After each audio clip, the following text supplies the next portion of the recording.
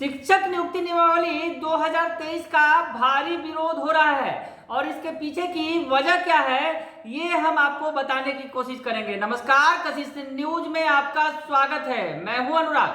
खबर बड़ी है क्योंकि शिक्षक नियुक्ति नियमावली का विरोध हो रहा है, भारी विरोध हो रहा है। सूबे के लगभग 4 लाख नियोजित शिक्षक भी इसका विरोध कर रहे हैं, तो दूसरी तरफ शिक्षक अभ्यर्थी हैं वो भी विरोध कर रहे हैं। और जिस तरह से बीपीएससी ने जल्दबाजी दिखाई थी और विज्ञापन जारी करने की बात कही गई थी 18 मई को, बीपीएससी भी बैकफुट पर आ गई और परीक्षा के पैटर्न पर बदलाव करने की बात सामने आ रही है। इस बीच जो आखिर हम आपको बताने की कोशिश कर रहे हैं कि शिक्षक नियुक्ति नियमावली में आखिर पेच कहां कहां फंस रहा है, शिक्षकों को क्या लाभ मिलेगा। राज्यकर्मी का दर्जा तो मिलेगा लेकिन वेतनमान नहीं बल्कि नियत वेतनमान मिल रहा है।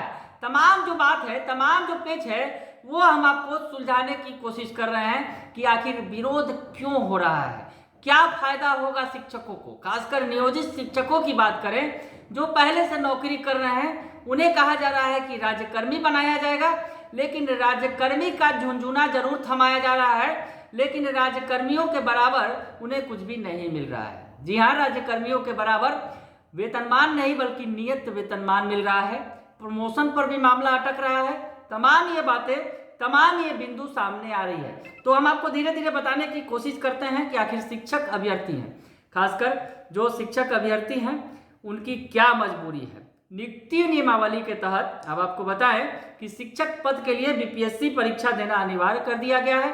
बीपीएससी प्रक्रिया में जुटी हुई है, लेकिन लिखित के साथ साथ अब जो बातें सामने आ रही हैं कि उन्हें उनका इंटरव्यू भी लिया जाएगा। हालांकि ये अभी प्रक्रिया में शामिल नहीं है, लेकिन अब शिक्षा विभाग के साथ बीपीएससी की बैठक होगी, उसके बाद क्या कुछ होगा ये देखना दिलचस्प होगा। लेकिन जिस तरह से राज्यकर्मी का दर्जा देने के नाम पर जो राज्यकर्मी बनाने की बात कर रही है सरकार, लेकिन राज्यकर्मी बनाकर भी शिक्षकों को बहुत सारे चीजों से वंचित कर दिया गया है। अब इसे हम समझने की कोशिश करते हैं कि सरकार जो राज्यकर्मी बनाकर वेतनमान देने की बात कर रही है शिक्षकों को, दरअसल वह वेतनमान नहीं बल्कि नियत वेतनमान है।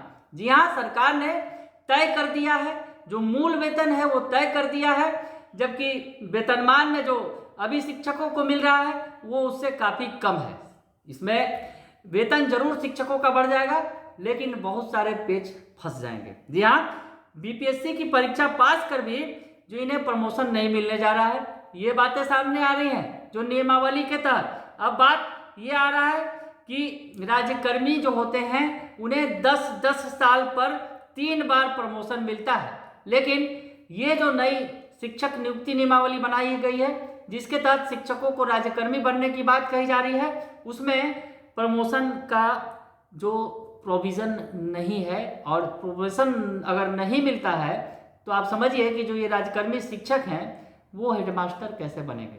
ये भी बड़ा पेच है कि हेडमास्टर वो नहीं बन पाएंगे, ये बात भी सामने आ रही है। अब आपको बताएं कि सबसे बड़ी बात जो नियोजित शिक्षकों के विपरीत जा रही है कि 2005 से अब तक जितने नियोजित शिक्षक हैं, अगर वो बीपीएससी की परीक्षा पास भी कर जाते हैं तो उनकी जो नियुक्ति नए शिक्षक की तरह मानी जाएगी। जो उनकी नियुक्ति होगी परीक्षा के बाद राज्यकर्मी के बतौर राज्यकर्मी, तो वो नए शिक्षक के तौर पर माने जाएंगे।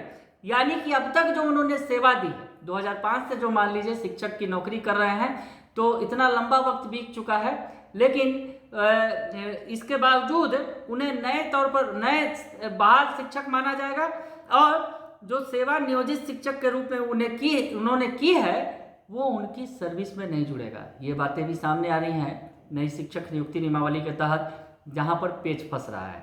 उसके अलावा अगर सभी सीट पर पुराने शिक्षक परीक्षा पास कर जाते हैं तो नए प्रशिक्षित शिक्षक की बहाली नहीं हो पाएगी। 4 साल से टीईटी की परीक्षा दे रहे हैं, एसटीटी की परीक्षा देकर वो इंतजार कर रहे हैं और ऐसे में वो जो है उनका मामला फंस जाएगा। जो पुराने शिक्षक हैं वो ज़्यादातर इन सीटों पर काबिज होंगे, तो ऐसे में ये तमाम तरह के पेच फंस रहे हैं। तो इसमें मुश्किलें नियोजित शिक्षकों की भी हैं और साथ ही साथ जो नए अभ्यर्थी हैं जो लगातार एसटीटी देने के बाद से लगातार आंदोलन की राह पकड़े हुए हैं। 2019 में ही उन्होंने पास कर ली थी परीक्षा और इंतजार कर रहे थे बेसब्री से कि परीक्षा कब होगी, कब शिक्षक की बहाली होगी, लेकिन नई शिक्षक नियुक्ति नियमावली ने तमाम चीज़ों को बदल दिया और सबसे बड़ा बवाल का यही कारण है, यही वजह है। तो अब जिस तरह से अभ्यर्थी तो कोर्ट के रास्ते पर चलने के लिए मजबूर हैं और उन्होंने साफ कह दिया जो STT 19 के अभ्यर्थी हैं सुप्रीम कोर्ट का दरवाज़ा खटखटाएंगे। इसके लिए वो तमाम तरह की प्रक्रियाओं में जुट भी गए हैं। इधर शिक्षक जो हैं, नियोजित शिक्षक हैं, उनके बारे में तुगलकी फरमान जरूर जारी कर दिया गया सरकार की तरफ से कि अगर वो प्रदर्शन करेंगे तो उन पर जो कार्रवाई की जाएगी। लेकिन शिक्षक इस मूड में नहीं है, पीछे हटने के मूड में नहीं है। उन्होंने कह दिया है कि हम तो विरोध करेंगे, जो सरकार कर रही है बिल्कुल गलत कर रही है और हम जो है इसका विरोध करेंगे, ये कहना है। साथ ही साथ अगर कहें तो वाम दल के लोग भी समर्थन में खड़े हैं शिक्षकों के साथ साथ। महागठबंधन के कांग्रेस भी सपोर्ट कर रही है शिक्षकों को, नियोजित शिक्षकों को। तो ऐसे में सरकार के लिए तमाम तरह की मुश्किलें खड़ी हो रही हैं और नई शिक्षक नियुक्ति नियमावली 2023 जो है उसके खिलाफ सुप्रीम कोर्ट जाने के लिए अभ्यर्थी तैयार है और बड़े आंदोलन की रूपरेखा नियोजित शिक्षक तैयार कर रहे हैं। बने रहिए कशिश न्यूज के साथ, तमाम खबरों से आपको अपडेट रखेंगे। फिलहाल के लिए इतना ही, धन्यवाद।